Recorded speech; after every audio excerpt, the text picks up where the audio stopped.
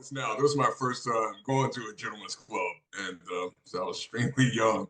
So we walk in. I went with a cat from work, man. This cat sitting there with his friends, and they were basically trying to get him to. Had the stripper kept coming over. Every time the stripper come over, he was like, wave her away, wave her away, wave her away, wave her away. So his friends kept calling him back. He's like, no. He had glasses on, like old ram frame glasses on. So he started sticking dollar bills in his glasses and sticking money in his glasses all around his glasses. And every time she kept coming over, they would call her over. He's like, no. So one time she came over, my man, and I don't know what made her decide to do this. She threw her legs around his head. And all you saw was his head going up and down, going up and down. And everybody's like, eat it. So when she came on, she was up there for a while too. She pulled back. His glass was all tilted.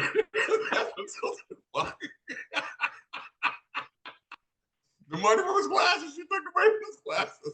Man, we left after that, man. You can't get any better than that for live entertainment. That was a great night.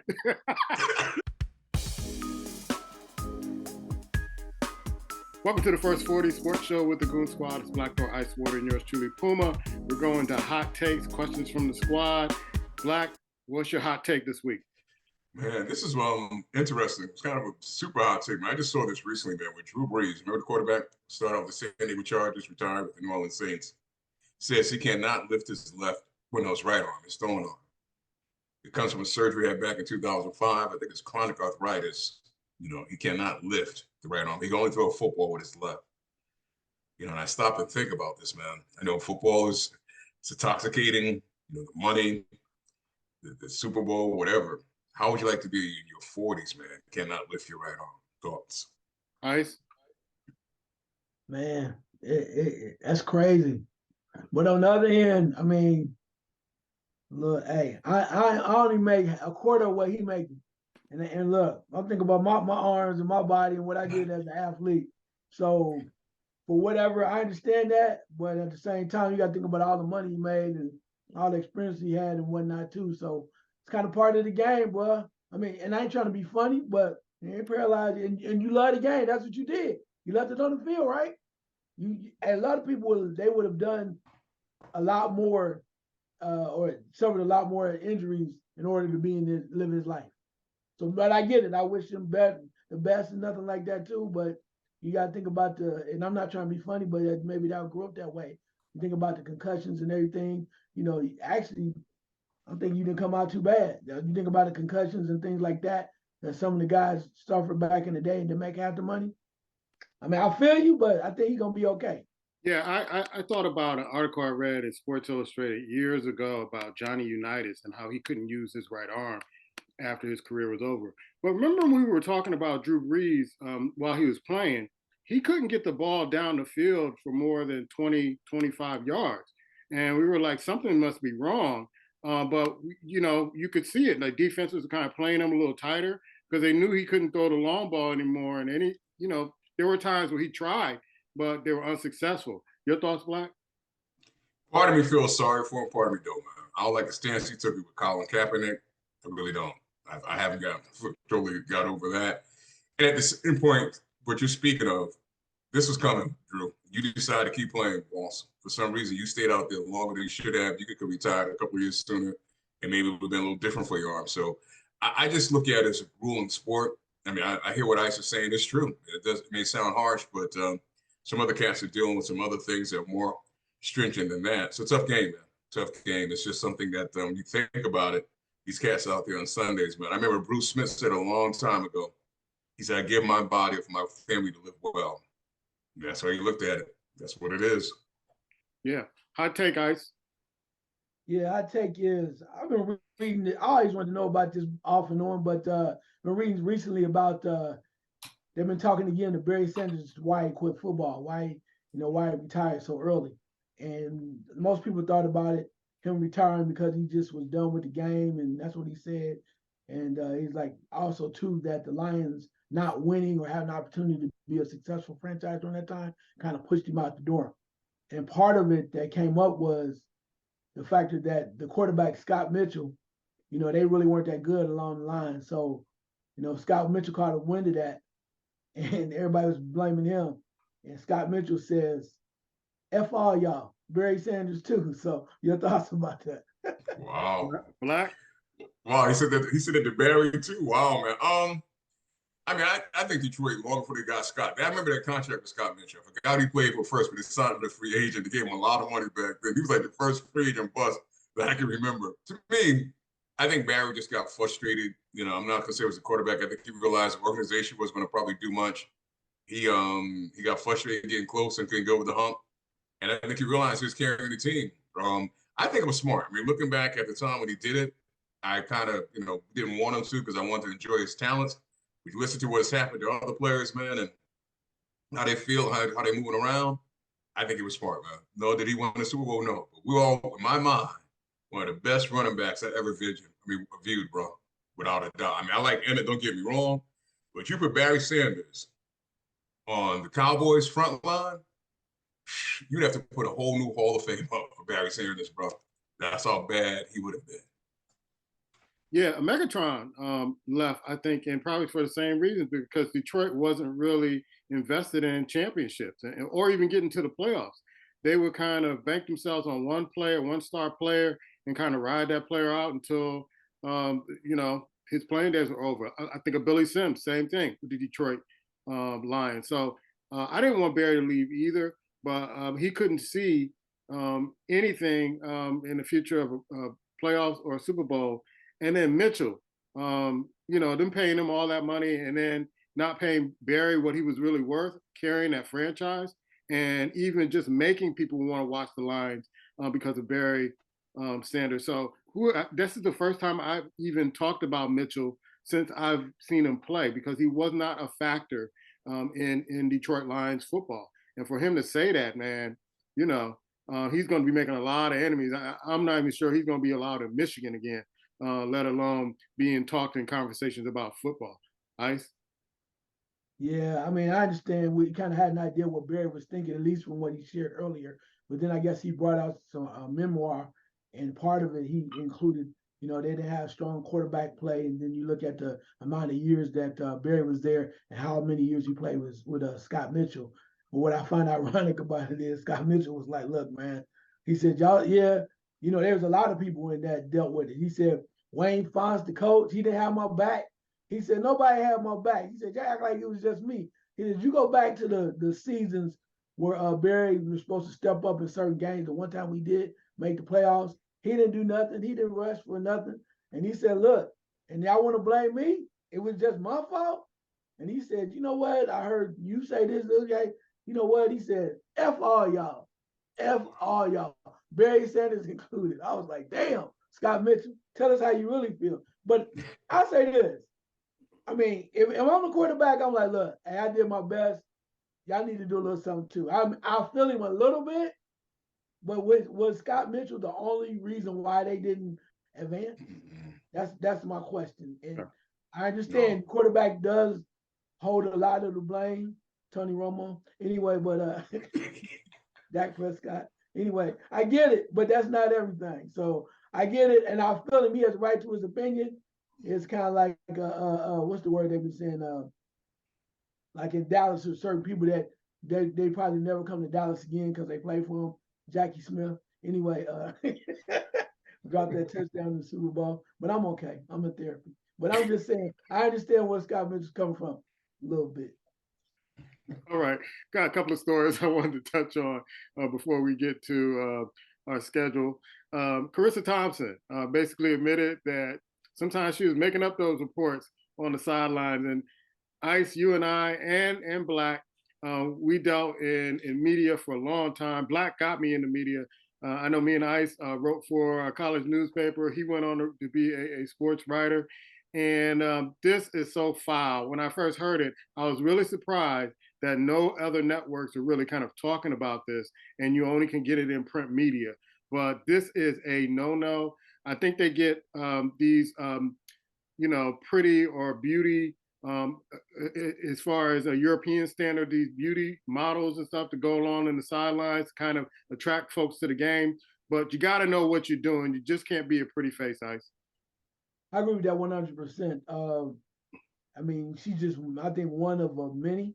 And what I mean by that is to come out and say it, I think you take that to your grave, right? Because you fooling a bunch of people listening to you for information, whatever, not even just about fantasy betting, but they really want to know insight. And you making it up because you didn't talk to the coach.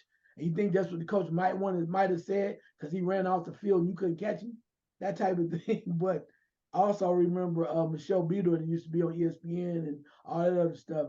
And they had her on the thing with Greeny, and Greeny was on the show, and she literally came on and said, you know, she's talking about football and whatnot, and said she don't watch college football, but you talking about it. How the hell you talk about college football? You don't watch it. Who does that? I guess you do. And all these people watching, you get the ratings. So you tell us, so what do you think about Ohio State, Michigan? Well, you know, I know Michigan got this blah blah blah blah blah. People like, am I? And then people like, am I stupid from watching you? You only watch the damn games. So if I'm a person that's tuning in, I'm questioning her and I'm kind of questioning myself because I got duped by somebody that don't even really take what they do seriously, in my opinion. Like I've gotten to the point where I'll turn on some music, turn down the volume of the television set, and just watch the game instead of listening to the commentary. And I kind of started laughing this weekend or past weekend because Tony Romo was saying something that just did not make any sense. And I'm like, oh yeah, my music, and turn my music on, turn everything else down.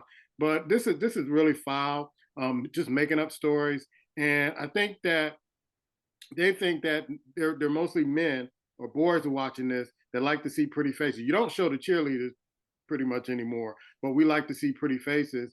And women have to work in this industry somehow. So let's plug them in. And if you make up a story, it's okay.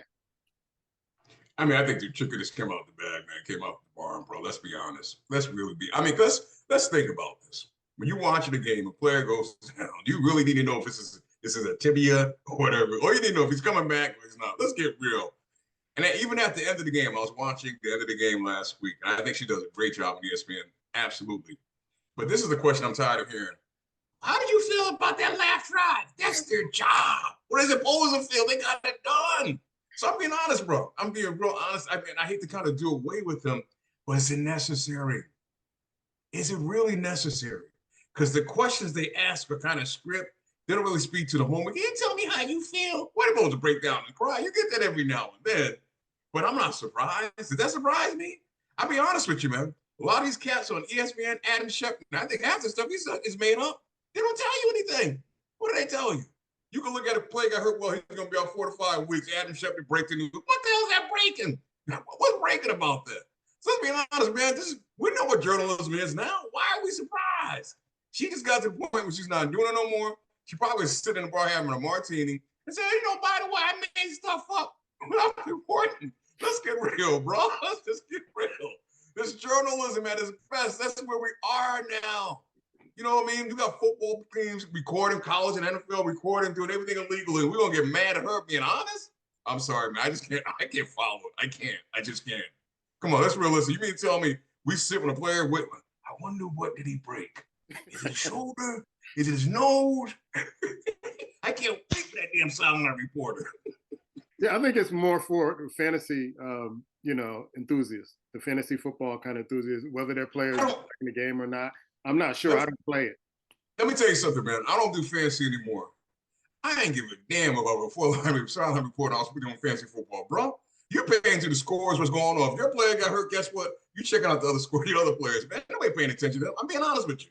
As you said, they're pretty faces the majority of the time. And they believe men want to sit there and watch a pretty face. We're not paying attention. We're looking at it for a second. We're back to the game. Guess what? If they want to talk about scheme, I'm with you. This coach said bang, bang, bang. That's what I'm talking about. Talk to a coach during the game. Maybe talk about a little bit of scheme. We need to adjust this, bang, bang. We're not, you know what? I'm all there for you. But a player runs up the court, I'm going to find you what happened. He's in the blue tent. You got to be kidding me, bro. It's not necessary. It's overdone. ESPN, quit trying to sell us the Payton brothers. It's not working. It's not. Oh my goodness. It's not time to get them off.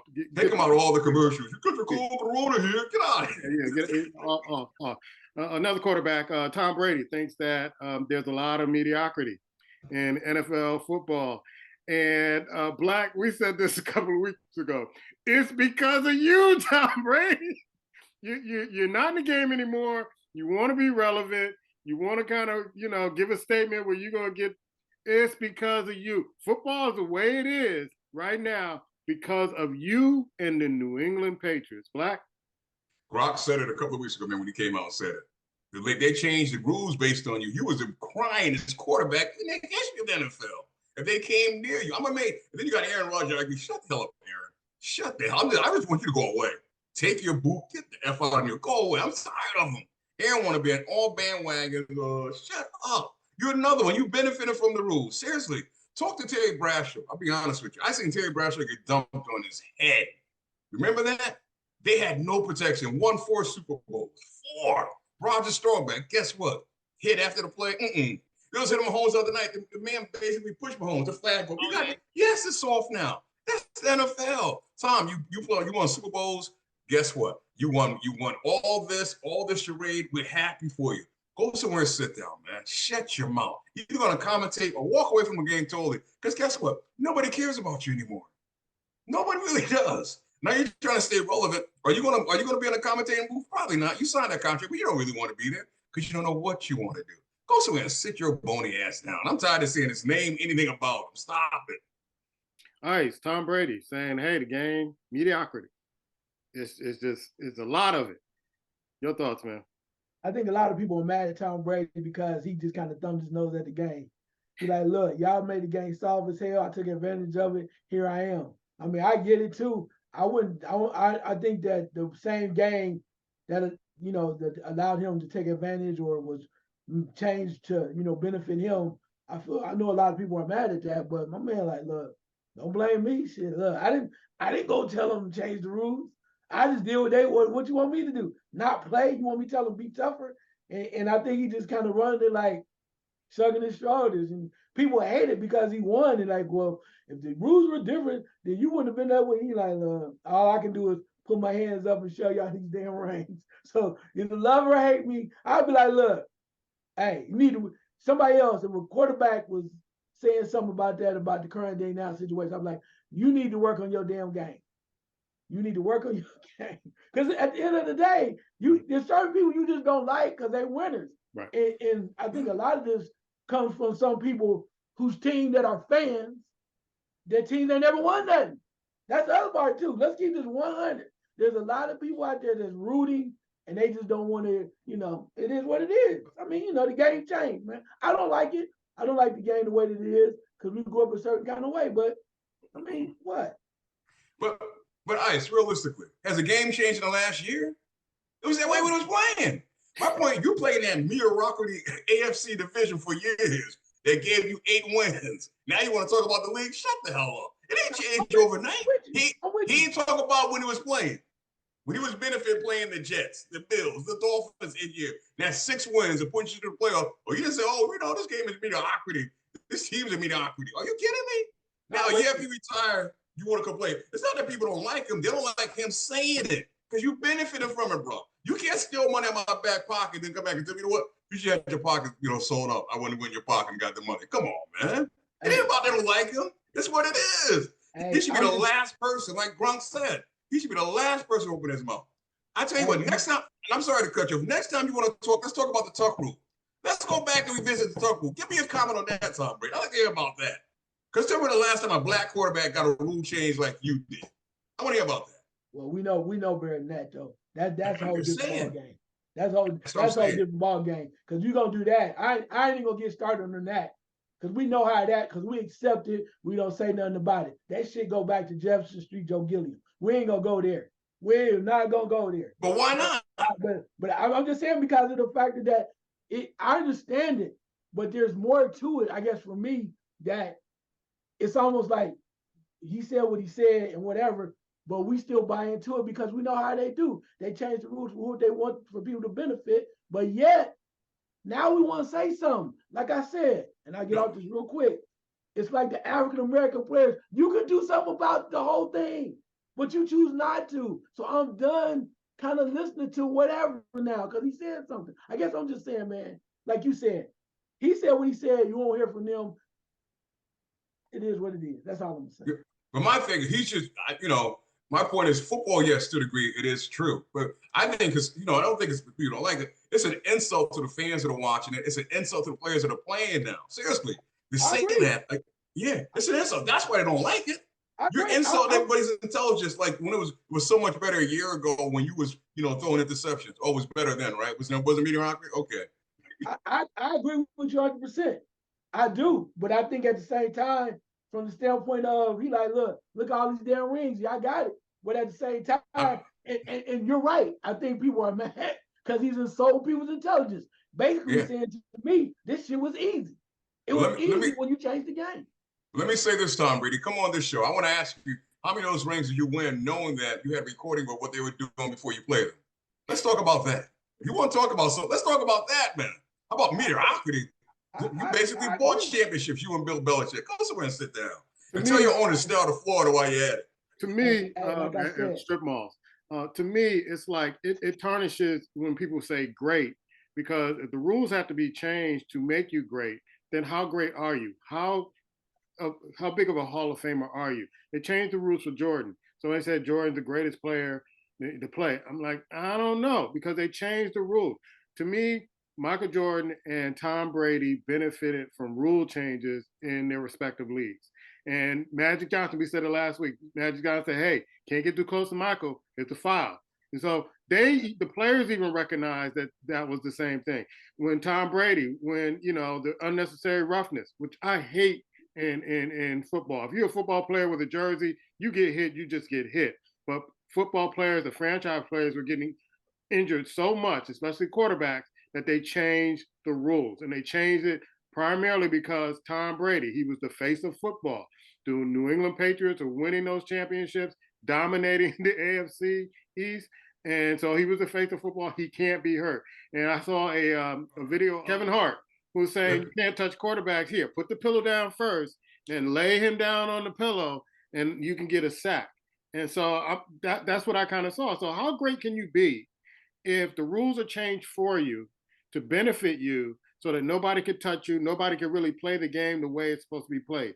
Most of those defensive players that are in the Hall of Fame now would be fined up the ass based on the rules today, because you can't hit. You can't, Jack Tatum would not even have been able to play football. They had to put him in jail by hitting guys, Atkins, all those guys hitting guys, even if they didn't catch the ball. You see that now, you say good hit, all of a sudden you see a flag and you go, oh man, here we go. And so it's there to protect the players. And Tom Brady, you were the one who started this. You're the one who started this. If it's bad football and you hate seeing it, you did it. Thank you. Hey, I'm gonna say this, bro, and I might be by myself on this, and it's not really about Tom Brady. I told you a long time ago, I watched this game differently, and you can call me old as hell. When I watched football was very physical. It was a lot of different things. Well, on some of these notes, even with Tom Brady, I can't even get into it. I only take it legitimate and seriously, because back then, you had to literally understand the physicality of it. And then you came across as, wow, that guy was great because of what he did with Terry Bradshaw getting thrown up on his head by Turkey Jones. Those things like that, you literally were putting your body on the line. We know now defenses are not allowed to do not even a quarter of what was happening back then. So, I mean, I get it, and maybe I'm just too nonchalant about it, what he said, because I for many years, I don't see the NFL, the game, being the game that I enjoyed, I tolerated because I enjoy watching sports. But I knew a long time ago, this is different, bro. And maybe it's not my daddy's NFL, it ain't my NFL. It is not. And I see it like that. So I don't take it as seriously as it, I don't respect it the same way as I did back in the day. I'm just gonna say this, man. There's a lot of players out there, man, dealing with concussions. They've been out there, whatever the case may be. It's an insult. They didn't have that protection you had, Tom. They didn't have it. That's what I'm saying. It's an insult for you to come out and act like, oh, they can't hit like Ronnie Lott. Bro, no one can hit you.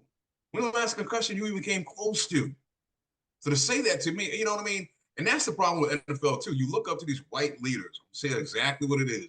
Oh, he yelled at play. I wish you would yell at me. I wish you would yell at me. I wish you would. But say everybody treated Tom Brady, put him up on this pedestal. Now he's acting like a little whiny bitch, in my opinion. He really is. oh, this is what's wrong with the NFL. You made your money in there, bro. I can understand that NFL defensive players saying that didn't benefit from it. You benefited from it. How much can you spit in the face of the NFL? Guess what? You're mad. You're mad. You can't play it no more. That's all it is, bro. That's just how I see it. You benefited from it. How you gonna come back and spit in the face of it? That's it. Simple. All right, let's go to college football real quick. Florida State slides out of the playoff picture. They're at number 5. Even though they won and lost their starting quarterback, a big blow for them.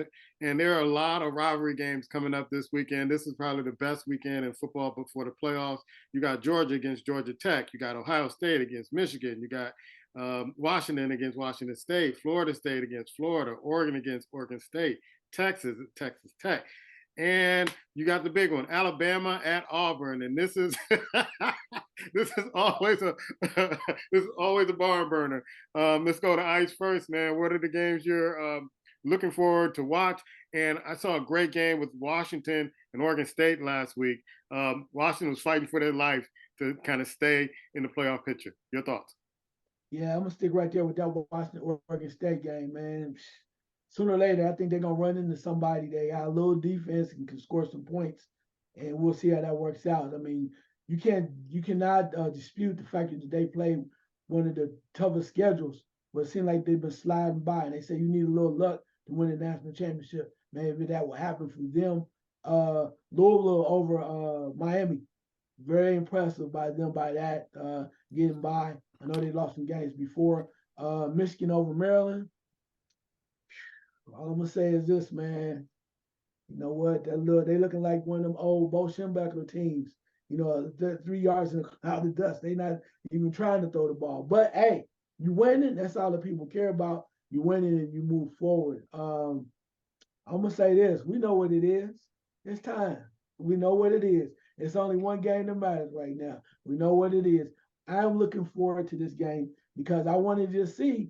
You know, there's a lot. Both teams are 11-0. However they got there. You can say about Michigan, quarterbacks not been the greatest. They're running the ball real strong. They've been very conservative last couple of weeks to win to get to this point because they don't have the coach with them. On the flip side, you look at Ohio State. You don't know what's going on with their quarterback, offensive struggle and whatnot.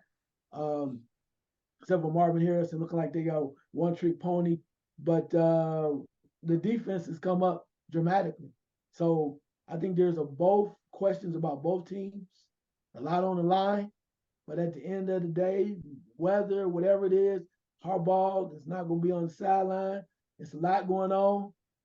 And at the end of the day, you got to come on the field. You got to strap it up. You got to put your hand down in the ground, and we will see who the best team will win at the end of the day. And that, to me, when you get to this point, no matter what you say about what should have could have been, it's 11-0. Everything's on the line. We're gonna see who's real, and that's what I love about it. You know, I didn't come here and go, oh, I'm just telling you, 11-0, 11-0. Who wants it? What you gonna do with it? What have you learned? And then we'll deal with the repercussions. 12 noon Saturday. See y'all. All right, Black. We've got a lot of games out here. I know you're gonna be sitting back. I know you don't like macaroni and cheese, but the turkey and all the rest of the stuff you'll be eating watching these games. What's your thoughts, man? I want to go talk about one, man. Ice, ended up with it. That's all we need to talk about. Rest of them were just kind of thrills. For some reason, I was thinking it's going to be the top 8 that playoff. That's not this year. I guess that's a couple years to come. With that being said, man, it's all about Michigan, Ohio State, bro. Because the winner of this team is probably at some point going to face Georgia, and there's your showdown.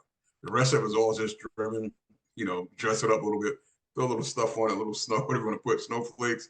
But it comes down to this right here, man. Realistically, and like you said, Michigan kind of went back to the old days. We're going to pound you to submission. And that's what's going to be interesting to see if Ohio State defensive line can take the brutalness of the Michigan offensive line, how that game's going to play itself out. Ohio State needs to, in my opinion, get out early and force Michigan to throw the ball. Get up early, get out early, and force them to throw the ball. If they kind of get into that grind game, I'm not sure. But once again, man, I think the winner of this at some point is going to be facing Georgia Bulldogs for all the marbles. Yeah, I think it's going to be real tough to kind of see which teams kind of get out. I always felt that this particular game is going to knock one of the teams out of the playoffs. Florida State, you might find yourself back into the playoff picture after this particular game. So we'll see. Let's do a quick eye test of the NBA. And this tournament is lasting a little bit too long for me. I would like it just for 2 weeks, and then let's get it going, get it going. But it's lasting a little bit too long for me, Ice.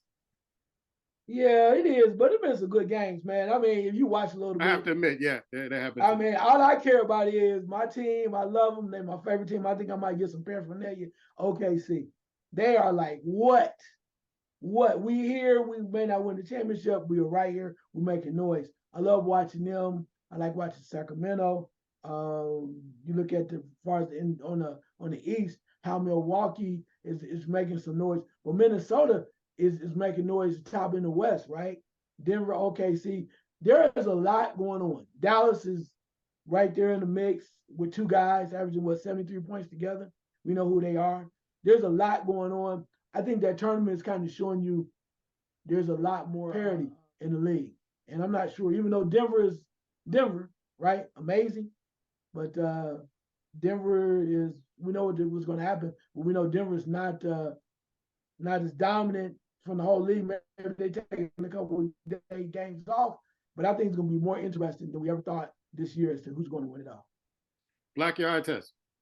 I love it, man. I do. I think in a way, inspiring some of these teams maybe early part of the season to play harder that may not have played harder. You get more exposure, man. You get more exposure. I looked at the game last night, Cleveland and Philadelphia towards the end. At this point in the season, man, they wouldn't have a showcase in Cleveland. Cleveland has a very good team, bro. You looking at Indiana, I've seen a couple of times. We wouldn't have seen them on national television. So to me, they're bringing out some teams other than the Lakers, which I love, and they're showing that to some talent. I mean, these teams are playing hard. I don't seem like to me, man, the NBA now is a new ABA because nobody's playing defense with some of these teams, man. You got scores of 156, 160. That's old ABA scores right there, man. That's not NBA. But I think it's exciting. I like it. You know, it gives you something to follow. And I think as it starts to progress on, I think they're going to the lockout, not the lockout, but if you go on now, if you lose whatever, you can't go any further.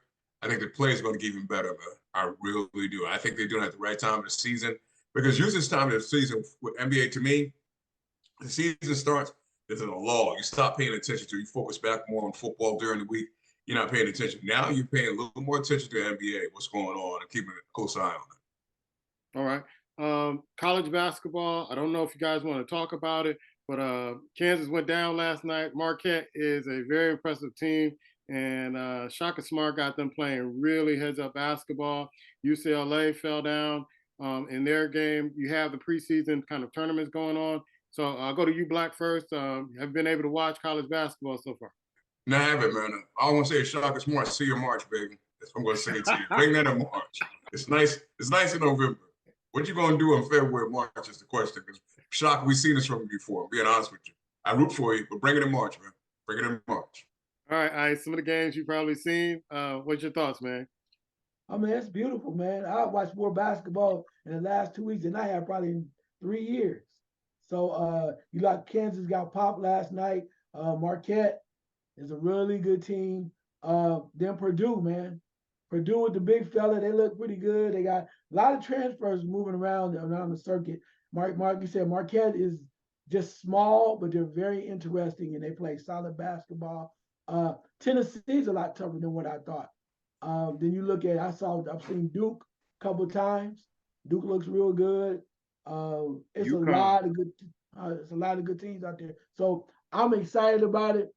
But the one thing that's about it is Kansas. I think the one thing that hurts Kansas right now is the fact that they do not give Hunter Dickinson the ball enough.